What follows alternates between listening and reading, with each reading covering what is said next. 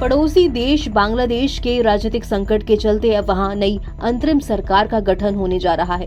उस अंतरिम सरकार के नए मुखिया होंगे मोहम्मद यूनुस। दरअसल विपक्ष के उकसावे से छात्र आंदोलन हिंसक हो गया, जिसके दबाव में शेख हसीना को प्रधानमंत्री पद छोड़ना पड़ा। शेख हसीना को अपना वतन बांग्लादेश दोबारा छोड़ना पड़ा। 49 साल पहले शेख हसीना के पिता शेख मुजीब उर रहमान की सैन्य तख्तापलट में हत्या कर दी गई थी। तब शेख हसीना और उनकी बहन के सिवा परिवार में कोई नहीं बच पाया। दोनों बहनें जर्मनी में थी। इस कारण किसी तरह से शेख मुजीब उर रहमान का वंश बच गया। लेकिन आज करीब आधी सदी होते ही शेख हसीना फिर बेघर हो गई। उन्हें तब भी भारत ने शरण दी थी और आज भी वो भारत में है। इस बात से हसीना विरोधी बांग्लादेशी बुरी तरह से चिढ़ गए हैं। उनमें एक मोहम्मद यूनुस, जो कट्टरपंथ की आग में धधकते बांग्लादेश में भारत के खिलाफ आग उगल रही है, और अब वो अंतरिम सरकार के मुखिया भी नियुक्त हो चुके हैं।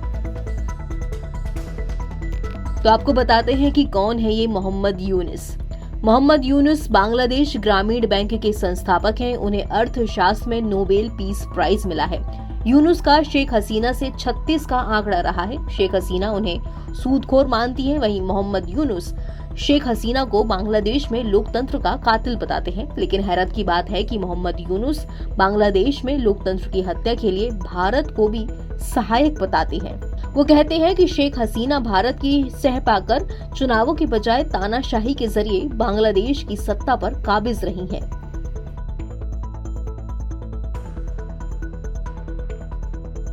मोहम्मद यूनुस बांग्लादेश की नई अंतरिम सरकार के मुखिया नियुक्त हो चुके हैं। उनका कहना है कि भारत ने अपने यहाँ लोकतंत्र के फलने फूलने के लिए पूरी शिद्दत से काम किया, लेकिन पड़ोसी बांग्लादेश में इसके उलट तानाशाही का समर्थन किया। उन्हें इस बात की भी तकलीफ है कि भारत ने बांग्लादेश के ताजा बवाल को आंतरिक मामला बताया। यूनुस का कहना है कि बांग्लादेश भारत का पड़ोसी देश है, तो ये कैसे हो सकता है कि यहाँ बिगड़े माहौल से भारत आंखें मूंद ले। उन्होंने कहा कि भारत की जिम्मेदारी बनती है कि वो बांग्लादेश में लोकतंत्र की बहाली का रास्ता तैयार करने में मदद करे। Nobel peace prize winner Yunus का कहना है कि बांग्लादेश में आग लगेगी तो लपटें पड़ोसी देशों तक भी पहुंचेंगी। उन्हें इस बात का भी रोष है कि भारत हमेशा शेख हसीना के साथ क्यों खड़ा रहता है। भारत के लिए मोहम्मद यूनुस के ऐसे विचार काफी घातक साबित हो सकते हैं।